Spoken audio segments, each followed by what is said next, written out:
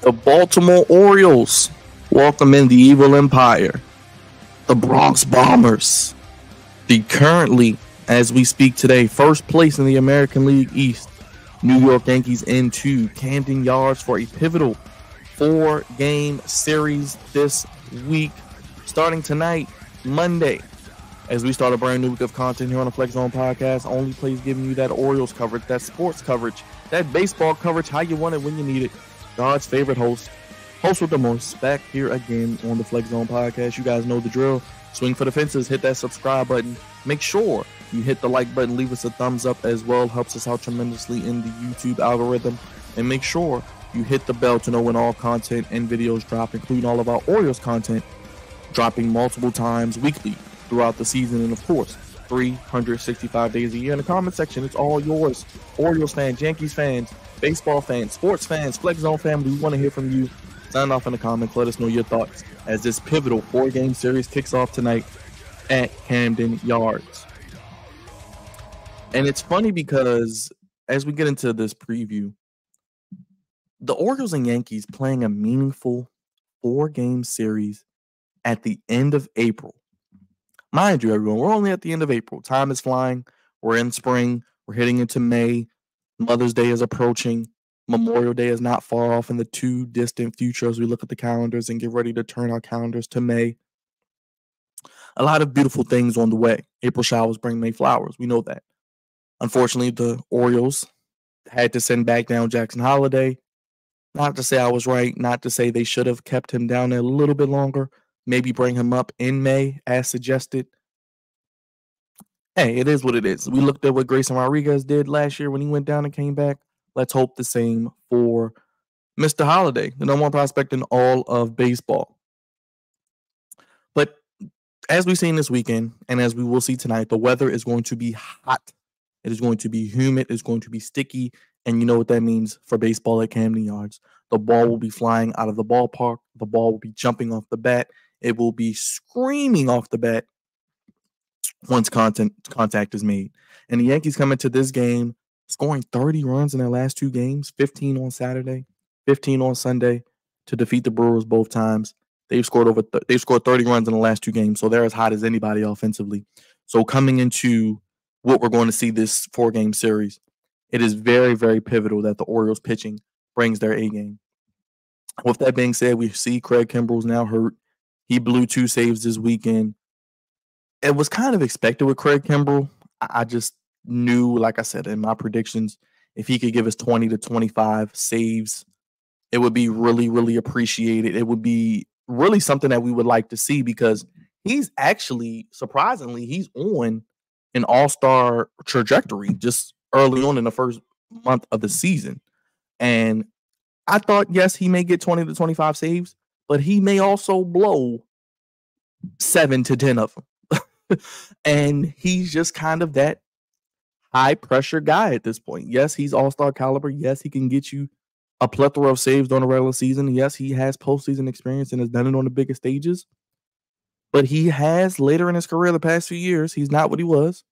And he is liable to blow a game or 2 or 3. Ask Phillies fans, he's the reason they didn't make the World Series last year. But he's on the IL, and I think we hear a lot of talk about the Ravens. Excuse me. I said the Ravens. The Orioles need to make a trade.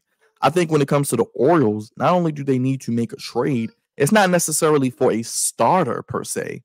It's more or less for, in my opinion right now, because, and I'll get to it in a second, it looks like help is on the way for the Orioles in the starting rotation. And thank God, because I'm so happy to hear that it is on the way because we need it. Let's look at the bullpen, the back end of the bullpen specifically. We knew coming into the season, no Felix Bautista for the whole season. We got Craig Kimbrell. Dylan Tate is back. Ciano Perez is on his way back. Speaking of guys on their way back, he should be back soon. Danny Coulombe, Jake Webb, Mike Bauman. You can kind of put them in a pot, see what happens. And you may get some good for a couple weeks and you may get some bad. So I think the Orioles could dangle a prospect or two to make a move for a back end of the bullpen guy. Oakland just came in here. They had some guys who were throwing hard and fast. They throw very hard. They throw very fast. Guys that can get guys out and could possibly be options for the Orioles to acquire. I don't know who specifically I would want in the back end of the bullpen. But if we're going to make a trade, preferably within the next month, in my opinion, I would wait. Obviously, I wouldn't just make a move to make a move because there are going to be a lot of buyers, I think, as the trade deadline approaches and the cost of doing business goes up, especially when you're the Orioles and you have the plethora of magic beans, aka prospects, to give up. They're going to want more from you, especially competing against other teams. So their price to get a lot is going to cost a lot, as they say. With great power comes great responsibility. With a great return in the trade, you got to give up a lot of great potential. And that could be a back of the bullpen guy, especially with the Marlins. Jesus Luzardo recently scratched with an IL stint, looking like it's on the way if it hasn't happened already. I'm not sure, but the Marlins were already in sell mode. They're terrible this year. They're not going to go anywhere really, and they're looking to rebuild and retool. They would have loved to probably give up Luzardo as controllable year as a lefty, but let's see what the Orioles can do. I would say they don't have to make a move yet. This series will indicate a lot about what they have for both starting pitching wise and in the bullpen against an offense that's as good as any. Judge, we know Soto, we know Stanton, Volpe, Rizzo. I mean, the list goes on and on. They have a plethora of options offensively. And as we look at this series, the New York Yankees, 19-10 first place, coming to Camden Yards to face the Orioles, 17-10, who are second currently. Today at 6:35, as tonight's first game, Clark Schmidt, 2-0, 3.55 ERA, 1.46 WHIP, 29 strikeouts, takes on Grayson Rodriguez, 3-1, 4.45 ERA, 1.41 WHIP, 34 strikeouts. Rodriguez is having a season a lot of us predicted. He's going to win double digits. He's going to do good. Yes, we would like to see the ERA from 4.45 drop. He's got some good run support. I think that'll round in a form, get into the mid-threes, hopefully, like we see with Clark Schmidt.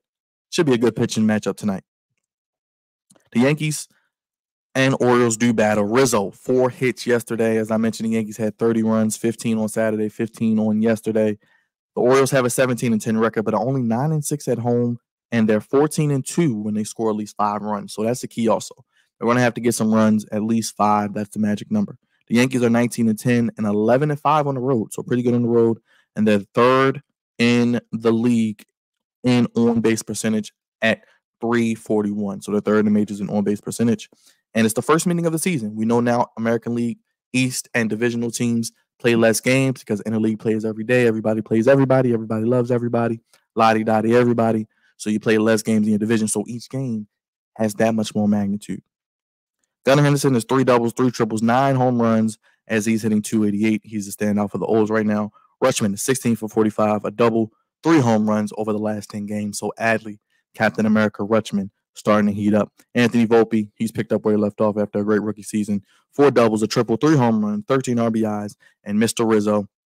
Rizzo's right, 13 for 37, 2 doubles, 4 home runs over the last 10. So he's heating up as well.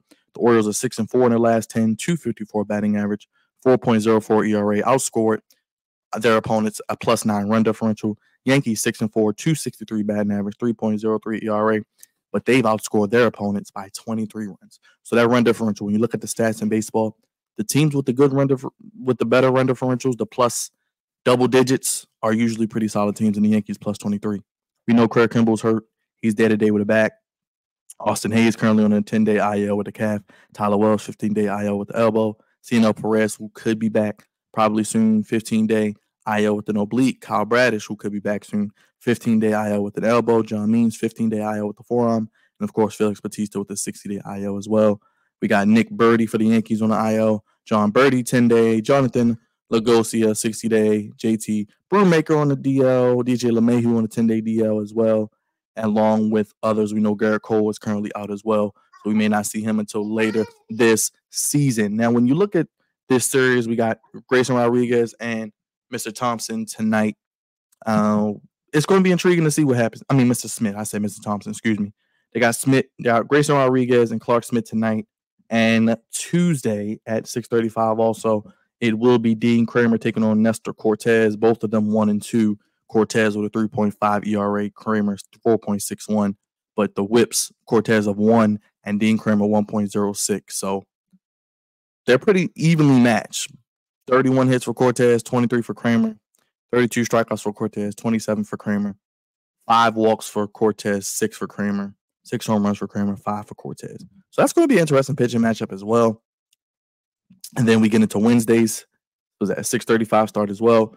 Looks like we're going to have Corbin Burns, Mr. Burns, taking on Luis Gil, who is 1-1, 4.01 ERA. Burns 3-0, 2.55 ERA. 35 and 1/3 innings pitched, 35 Ks, only 8 walks. So the Orioles seem to have the advantage there on Wednesday. But on Thursday, the finale of this series, undecided for the Orioles. It is a 1:05 start. It is a day game. Will we see Mr. Suarez again? I don't know. But Brandon Hyde did say, and I just read the injury report, that Kyle Bradish's next start will be in Baltimore. John Means is on his way back. So could we see Kyle Bradish make his season debut? Could we see John Means make his season debut?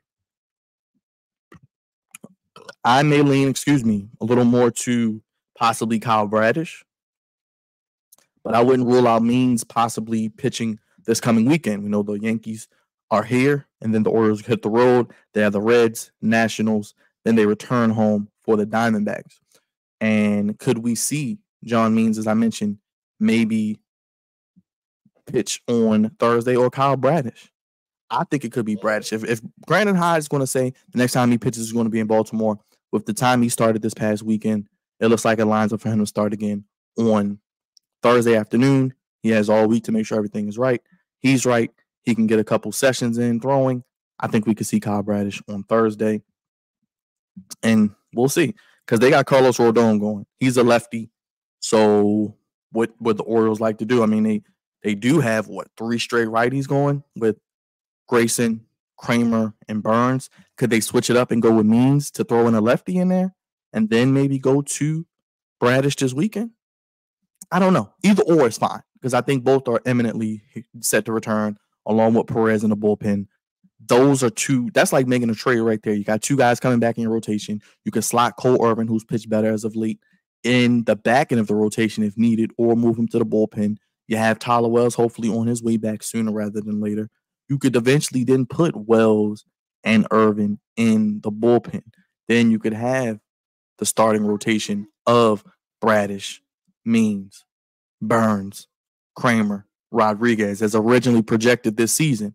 Then if you need to make a move for someone that's not holding up their end of a bargain, you can go get a reliever. You can go get another starter. There are going to be guys available, and we know Michael Elias likes guys with controllable years. So we'll see what he does, but obviously the rotation will be a little more filled out. That's why I say the bullpen back end of the game, when you need a win, when you need to shut the door. Craig Kimball's a little banged up. You may need another guy. You got Cano, you got those guys, but you may need that guy in the back end of the rotation that can get you 3 outs when needed, especially in those tough, high-pressure situations. This, for the Orioles' perspective, they can't lose this series. It has to be a split minimum. A split is like kissing your sister. It gets you nowhere. But I think a split is very, very imperative. I'd like to see the Orioles take 3 out of 4. But I feel like this is going to be a split series, if I had to predict. I think both teams are going to be able to score runs. And I think both teams are going to show their offensive capabilities. I think the ball is going to travel out of the park. I'm a little concerned. Hopefully, Dean Kramer can pitch the way he was pitching last year. Hopefully, I think Grayson Rodriguez can get it done for us tonight. And Thursday will be interesting, because I think it'll be either Means, or possibly Bradish. But we shall see. I'm intrigued. But the Orioles, the keys to this series, keep the ball in the ballpark, keep the Yankees under 5 runs, score 5 runs, and you got to get outs in the back end of the 7th through 9th. You can't give up leads. You can't let the Yankees hang around and give them hope and allow them to come from behind. You got to shut the door when you give the opportunity. If you got to slap it out, win it 7-6, get the win. If you got to win it 3-2, don't walk a lot of guys. Keep guys off base. Limit those home runs that you may give up with the weather and the way the ball might travel and this offensive capability. Keep that down and keep guys off base limited to solo home runs. But I want to hear from you, Flex Zone family, Orioles fans, Yankees fans. Both teams 1-2 in the AL East. The AL East we know is the toughest division in baseball, one of the toughest in all the sports. The Yankees are kind of doing what I projected. I thought they would be a team that could compete for the AL East. I thought they were the second best team behind the Orioles. I thought they were a playoff caliber team, and they're showing it right now. And they're going to come in here hot as ever, scoring 30 runs in the last 2 games, and the Orioles losing 2 out of 3 to the Athletics. It's not football, though, folks. We're only 1 month in. It feels like they've been playing forever, but they've only been playing 1 month. So we got a long way to go. We still got May, June, July, August, and September. 5 months left. The Orioles haven't had the most ideal start. They haven't blown the world away with their play, but they've won the majority of their games. They won the majority of their series. They refuse to get swept, and they compete and play hard in every game. What more can you ask for from this team? And with the rotation, real quick, outside of that, we got Chase McDermott, who could be on his way up, making his ranks through the minor leagues. What other strings can Mike Elias pull? Could he pull like he did last year with getting a Coulomb or a Yennier Cano maybe in the bullpen? I think the team will make some sort of move, like I said, preferably right now, which it looks like you're going to get help in the rotation with Means and Bradish. Those are two major upgrades. I think you can then look to upgrade the bullpen if needed, but I would not make a move quite yet.